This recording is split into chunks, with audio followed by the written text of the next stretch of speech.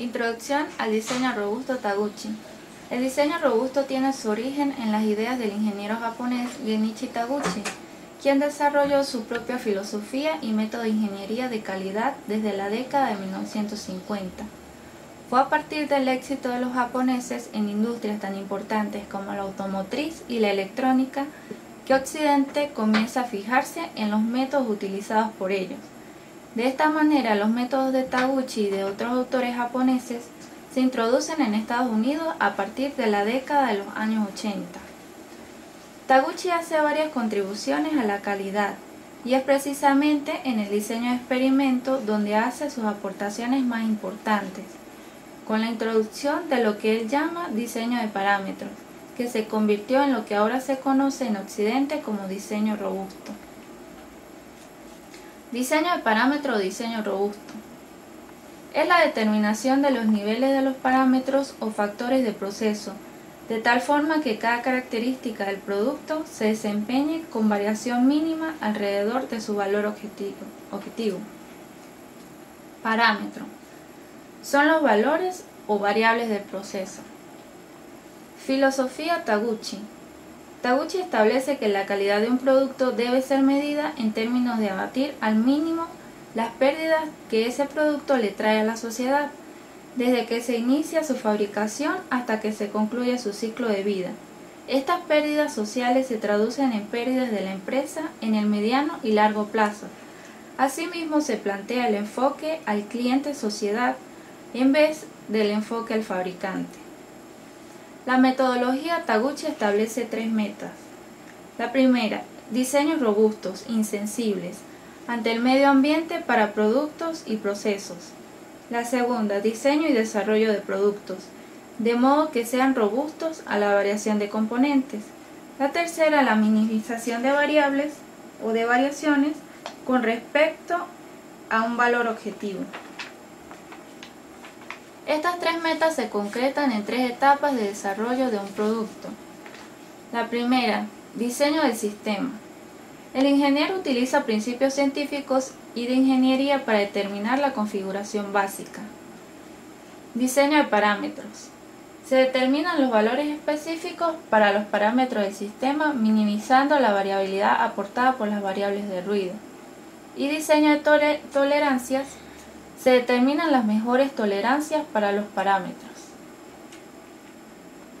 Función de pérdida. Un concepto y herramienta clave en el diseño de parámetros es la función de pérdida, la cual cuantifica la pérdida social que un producto causa cuando sus características de calidad se desvían de su valor ideal. Vemos que la función viene dada por L de Y igual a K por Y menos T al cuadrado, donde K es una constante que depende de tolerancias y de los costos de reparación del producto. T es el valor designado como meta o valor ideal, y Y es la calidad de un producto. Tenemos que Y es un valor designado, Y tiene un valor designado como meta que es T. En la función si vemos que Y se acerca a T, la función de pérdida se acerca a 0, que es lo que nos conviene. Para ello debemos acercar lo más posible Y al valor de T, y con este fin logramos o buscamos reducir la variabilidad de Y. Para ello tenemos un límite inferior, que es la especificación inferior, y un límite superior, que es la especificación superior, donde entre ellos se va a mover los valores de Y para que la función de pérdida sea pequeña. De esta manera, los esfuerzos de mejora deben estar orientados a reducir la variabilidad de Y en torno al valor ideal T, con lo que la pérdida será cada vez más pequeña. Diseño robusto.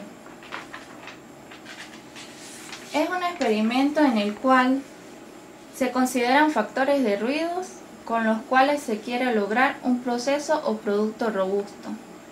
Robustez es hacer que un producto o proceso sea insensible o resistente a factores de ruido que no son controlables.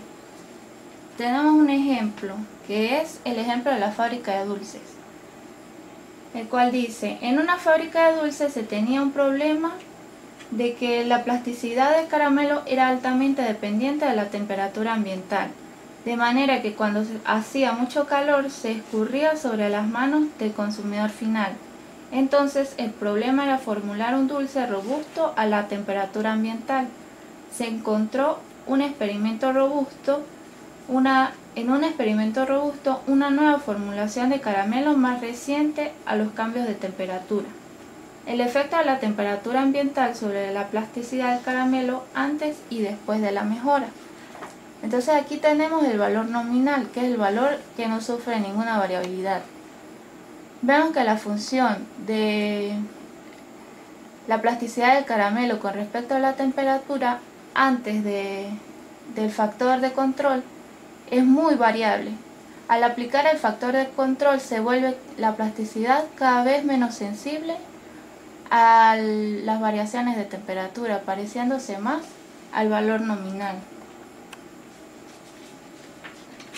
Factores de control de ruido y de señal. Existen básicamente dos tipos de factores controlables y no controlables o de ruido.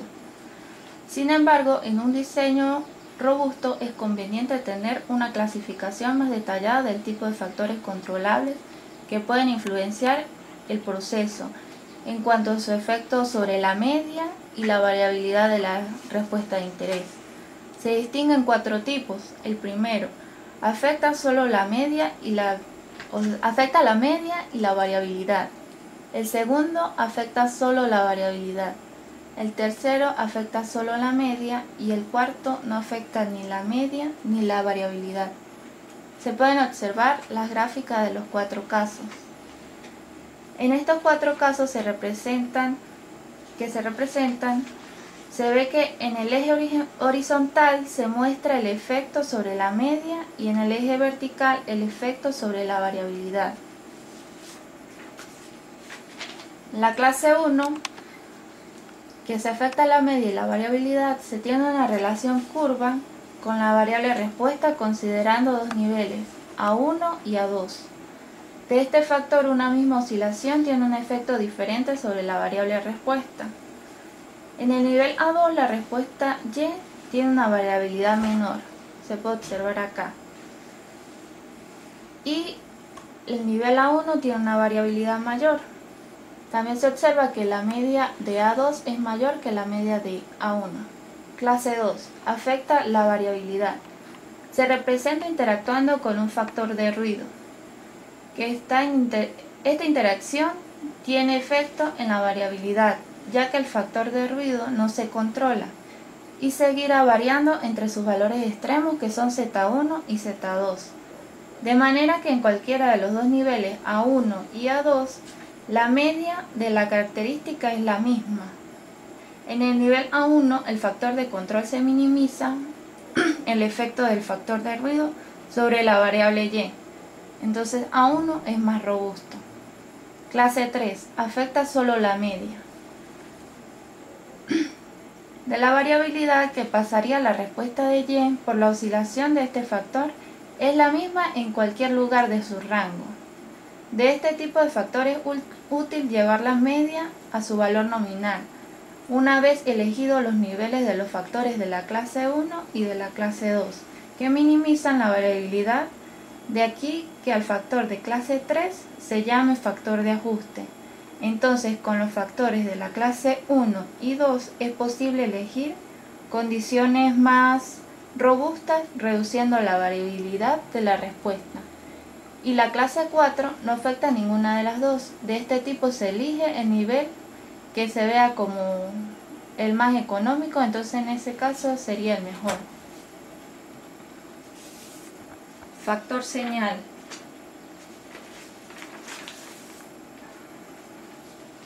El factor señal es el factor de ajuste o de clase 3 cuyo nivel de operación es seleccionado por el usuario.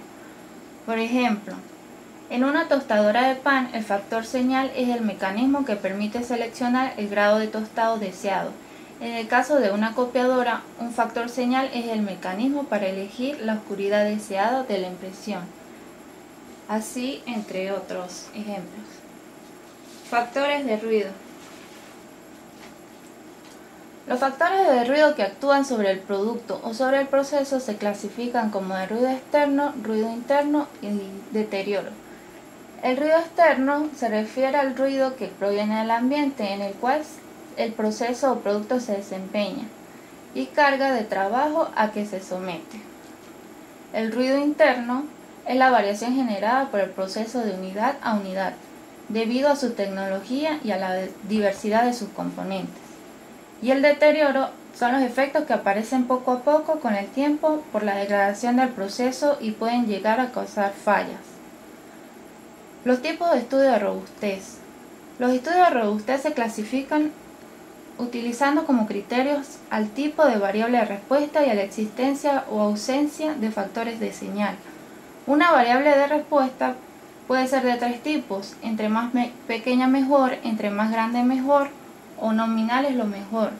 Y en cuanto al factor señal, se dice que el estudio es estático si no hay factor señal y es dinámico en otro caso.